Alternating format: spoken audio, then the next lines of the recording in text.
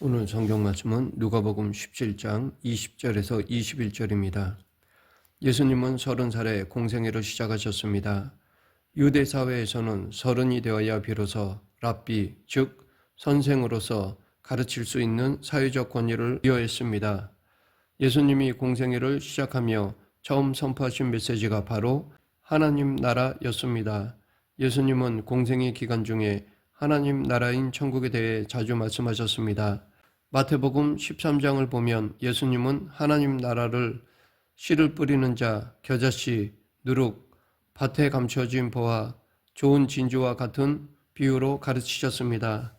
마태복음 20장에서는 천국은 마치 품꾼을 얻어 포도원에 들여보내려고 이른 아침에 나간 집주인과 같다고 하셨고, 25장에서는 천국은 마치 등을 들고 신랑을 맞으러 나간 열 처녀와 같다고 말씀하셨습니다. 뿐만 아니라 예수님은 부활하시고 승천하시기까지 40일 동안 제자들에게 하나님 나라의 일을 말씀하셨습니다. 예수님이 이 땅에서 가르치신 내용도 하나님 나라였습니다. 물론 제자들도 역시 하나님 나라를 가르쳤습니다. 사도행전을 보면 빌립 집사도 사마리아 땅에서 하나님 나라를 가르쳤습니다. 바울도 마찬가지였습니다. 바울은 그의 마지막 사역지였던 로마에서도 하나님 나라를 가르쳤습니다. 이렇게 사도행전의 시작과 끝이 하나님 나라였다는 것은 매우 의미심장한 내용입니다. 기독교에서 예수님과 제자들, 사도 바울을 빼면 무엇이 남을까요? 그런데 이 중요한 핵심 인물들이 가르친 주제가 한결같이 하나님 나라였습니다. 그런 면에서 하나님 나라는 기독교 신앙의 여러 주제 가운데 하나 정도가 아닙니다. 기독교 신앙의 본질이며 전부라 할 수 있습니다. 그렇다면 하나님 나라는 무엇인가요? 하나님 나라라는 표현은 신약 성경 가운데 마가, 누가, 요한 복음에만 100여 차례 나옵니다. 하나님 나라, 하늘나라, 천국 이런 단어들을 예수님은 70여 차례나 사용하셨습니다. 우리는 천국 하면 죽어서 가는 곳, 내세 정도로만 생각하는 경향이 있습니다. 그렇다면 예수님과 사도 바울이 단순히 죽어서 가는 좋은 곳에 대해 그렇게 열심히 가르쳤을까요? 물론 하나님 나라에는 우리가 죽어서 가는 천국 이야기도 있습니다. 그러나 하나님 나라는 그리스도인의 생활 전체를 말합니다. 곧 기독교는 하나님 나라의 이야기입니다. 그런데 안타깝게도 한국교회가 하나님 나라를 충분히 이야기하지 못한 이유 가운데 하나는 바로 천국이라는 단어 때문일 것입니다. 물론 천국은 하나님 나라와 같은 말입니다. 그런데 번역 때문에 단어의 의미가 나뉘었습니다. 예수님의 생애와 사역에 대해 마태, 마가, 누가가 같은 관점으로 기록했다고 하여 이 셋을 공관복음서, 여기에 요한복음을 합쳐 사복음서라고 합니다. 이 가운데 마가복음이 제일 먼저 쓰였고 요한복음은 특별히 헬라적인 사고로 기록된 복음서입니다. 그런데 우리가 자주 들어 익숙한 천국이라는 단어가 성경 전체 중에서 마태복음에만 나온다는 사실입니다. 그 외의 다른 복음서와 서신서에는 천국이라는 말 대신 하나님 나라라고 기록하고 있습니다. 물론 마태복음에서도 하나님 나라라는 말이 3번 나오고 디모데후서 4장 18절에서 천국이라는 단어가 한 번 나옵니다. 그러나 우리가 그토록 많이 듣던 천국이라는 단어는 마태복음에만 사용되었습니다. 그리고 천당이라는 단어는 한글 성경 그 어디에도 나오지 않습니다. 굳이 찾자면 중국어 성경에만 2번 사용되었습니다.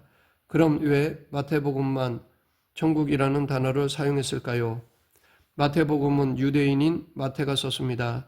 마태는 마태복음의 1차적 수신자인 유대인들에게 십자가에서 죽으시고 부활하신 예수님이 바로 하나님의 아들 메시아이셨음을 알리기 원했습니다. 유대인들은 종교적인 이유로 여호와 하나님이라는 이름을 사용하지 않는 관습이 있었습니다. 왜냐하면 구약 율법 10계명 중 3번째 계명에 여호와의 이름을 망령되이 불러서는 안 된다고 하였기 때문입니다. 그래서 서기관들은 성경을 복사하면서도 여호와라는 단어가 나오면 굉장한 경외심을 나타냈습니다. 그리고 그 누구도 여호와 하나님이라는 이름을 소리내어 말하거나 부르지 않았습니다. 하나님의 이름을 부르는 것은 엄청난 불경죄라고 생각했습니다. 하지만 일상생활에서 부득이하게 여호와라는 표현을 사용할 때가 있습니다. 그럴 때 여호와 하나님의 대처어로 쓴 말이 아도나이 아니면 하늘이라는 표현이었습니다. 누가복음에 나오는 당자가 아버지 집에 돌아오면서 내가 하늘과 아버지께 죄를 지었다라고 말할 때 하늘이 하나님을 가리킨다는 것을 유대인들은 다 알고 있었습니다. 그런데 한자 문화권에서 번역자들은 마태복음을 번역하면서 하늘을 하늘천 그리고 나라를 나라국으로 번역했습니다. 그러나 마가, 누가, 요한이나 사도 바울은 헬라 문화권에 있는 신자들에게 그냥 하나님 나라라고 기록했습니다. 게다가 유대 사회나 헬라어 문화권에서 나라라는 단어는 왕권, 통치, 치세, 주권을 의미할 때 사용하는 단어였습니다. 그러니까 당시 하늘나라, 천국이라고 말하면 유대인들은 하나님께서 통치하신다라는 하나님의 왕권 개념으로 당연하게 받아들였습니다. 한자 문화권에서 예수님이 살던 당시 언어적, 종교적 세계관의 의미는 모두 사라진 채 하늘나라, 천국을 기존에 있던 개념의 틀 안에서 받아들이고 번역했습니다. 그렇게 우리식으로 이해하여 완전히 다른 의미로 이해한 것입니다. 한자 문화권에서는 하늘이라고 하면 옛날 옥황상제를 떠올립니다. 저 하늘에 신이 있다고 믿습니다. 그가 이 세상을 내려다보고 있다고 믿습니다. 그리고 천국은 우리가 죽으면 가는 극락 같은 곳으로 인식합니다. 게다가 동양권은 나라를 왕권, 통치라는 개념으로 이해하기보다 땅덩어리라는 지리적이고 영토적인 개념으로 이해합니다. 그래서 나라 하면 어딘가 존재하는 땅이라고 생각합니다. 그렇기 때문에 하늘나라도 하늘 어딘가에 존재하는 땅덩어리, 그곳에서 사는 집 개념으로 받아들였습니다. 저 하늘 어딘가에 천국, 천당이 있다고 생각했습니다. 그곳에 가면 하나님이 계시고 천사들이 노래하는 모습을 떠올립니다. 그러나 예수님과 제자들, 사도 바울은 천국이라는 단어를 한 번도 우리와 같은 개념으로 사용한 적이 없습니다. 예수님이나 제자들, 사도 바울에게 하늘나라, 천국은 하나님께서 통치하신다는 역동적인 의미였습니다. 마태만 하나님 이름을 함부로 불러서는 안 된다는 유대 문화 때문에 하늘로 대체해서 표현했을 뿐입니다. 그런 것을 우리는 그대로 번역해 우리 나름의 의미로 받아들이면서 오해한 것입니다. 천국에 대한 오해는 우리 신앙생활 전반에 큰 문제를 일으켰습니다. 물론 천국, 하나님 나라에 대해 바르게 아는 사람도 있었겠지만 한국교회 성도 대다수는 하나님 나라에 대해 잘 몰랐을 것입니다. 천국, 천당이라는 말은 많이 들어봤지만 단순히 죽어서 가는 내세적인 것으로만 알고 있었습니다. 하나님의 다스림이라는 왕권의 개념으로 충분히 이해하지 못했습니다. 이렇게 천국을 죽어서 가는 세계로만 인식하다 보니 지금 여기에서 하나님의 다스림을 받고 살아가는 현재적 삶을 전혀 강조하지 못했습니다. 죽어서 가는 내세적인 면만 부각되었습니다. 하나님의 나라는 미래뿐만 아니라 지금 우리를 다스리시는 현재 삶에도 초점이 맞춰져 있습니다. 기독교는 지금 내가 사는 이곳에서 하나님의 다스림을 받아들이고 나아가 그분의 통치하심과 왕권을 삶에서 드러내는 신앙입니다. 오늘 본문 20, 21절 바리새인들이 하나님의 나라가 어느 때에 임하나이까 묻거늘 예수께서 대답하여 이르시되 하나님의 나라는 볼 수 있게 임하는 것이 아니요 또 여기 있다 저기 있다고도 못하리니 하나님의 나라는 너희 안에 있느니라. 여기서 하나님 나라는 여기 있고 저기 있는 것이 아니라 너희 안에 있다라는 말은 어떤 뜻일까요? 여기 안에 있다에 해당하는 헬라어 전치사는 인이 아니라 어몽입니다. 예수님은 청중에 둘러싸인 채 말씀을 전하고 계셨습니다. 너희 안에 있다라는 말은 청중들 가운데 계신 예수님, 너희 가운데 계신 예수님 자신을 가리키는 말입니다.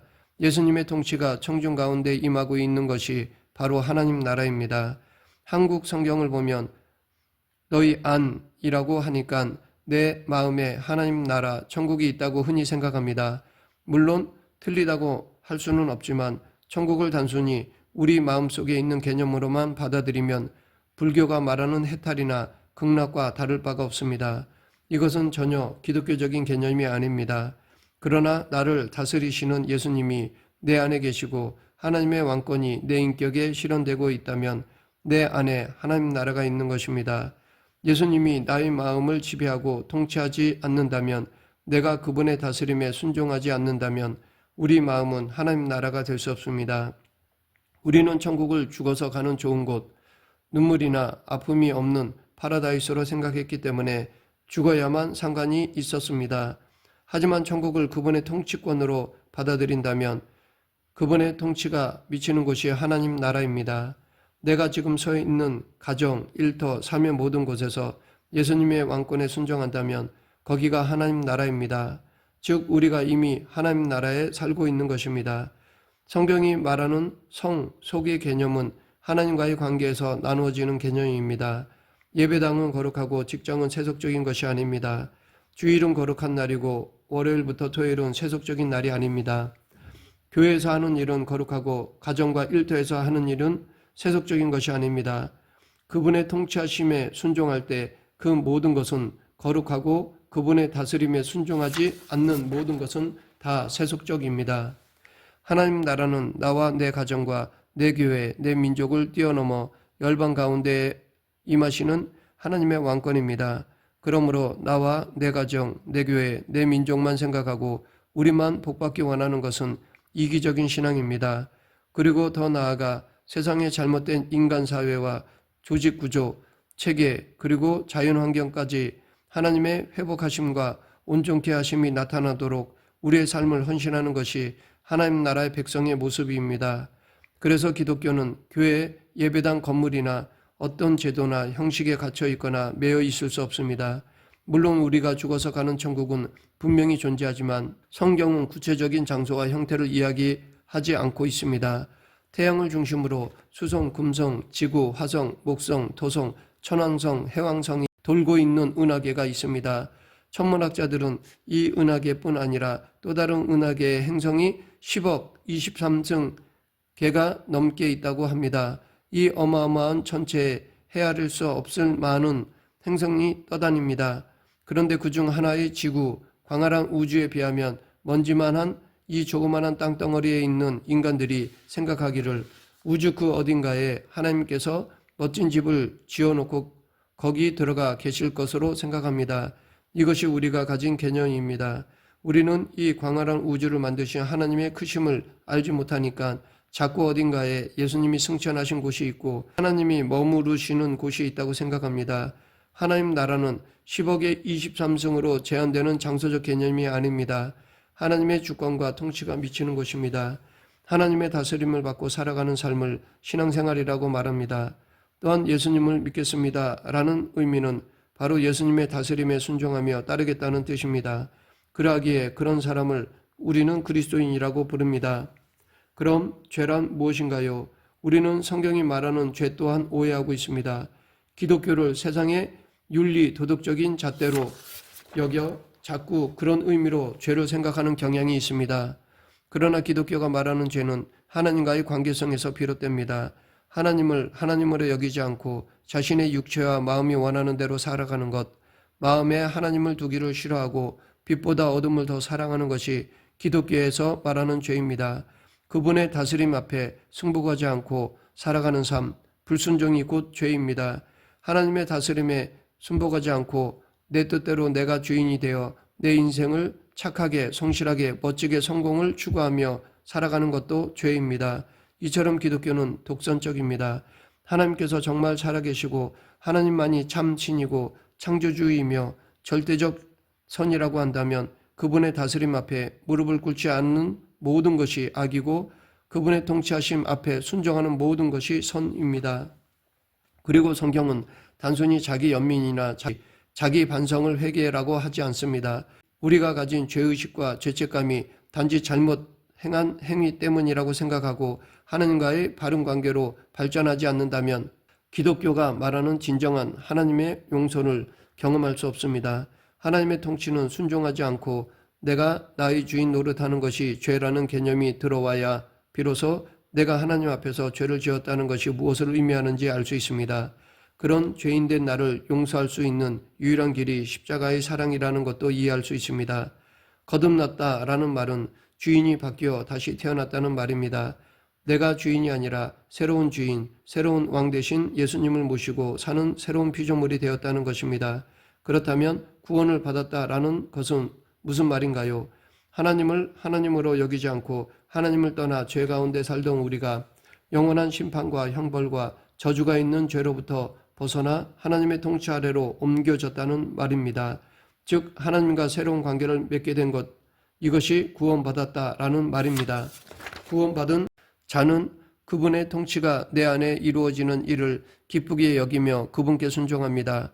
하루하루 성경을 통해 그분의 음성을 듣고 그분이 나에게 하시는 말씀에 귀를 기울입니다. 이렇게 자신의 삶의 소유권과 결정권을 예수님께 내려놓고 예수님의 주인 되심을 인정하고 따를 때 우리는 하나님께서 주시는 참된 안식과 평화를 누리게 됩니다. 하나님 나라는 이 세상의 그 어떠한 것과도 바꿀 수 없는 절대적 가치가 있습니다. 그래서 예수님은 하나님 나라를 가르치시면서 하나님 나라는 밭에 감추어진 보화와 같다고 하셨던 것입니다. 즉 하나님의 통치를 받고 살아가는 삶은 마치 밭에 감추어진 보화처럼 이 세상 그 어떠한 것을 주어서라도 결코 포기할 수 없는 절대 가치를 지닌다는 것입니다. 말씀을 맺겠습니다. 우리는 우리의 인생의 소유권과 결정권을 하나님께 드리고 그분 앞에 무릎을 꿇어야 합니다. 내 인생을 책임져 주실 하나님, 내 인생의 미래가 하나님 손에 있음을 믿고 의뢰해야 합니다. 하나님 나라는 어떤 값을 치르더라도 반드시 소유해야 할 절대적 가치가 있습니다.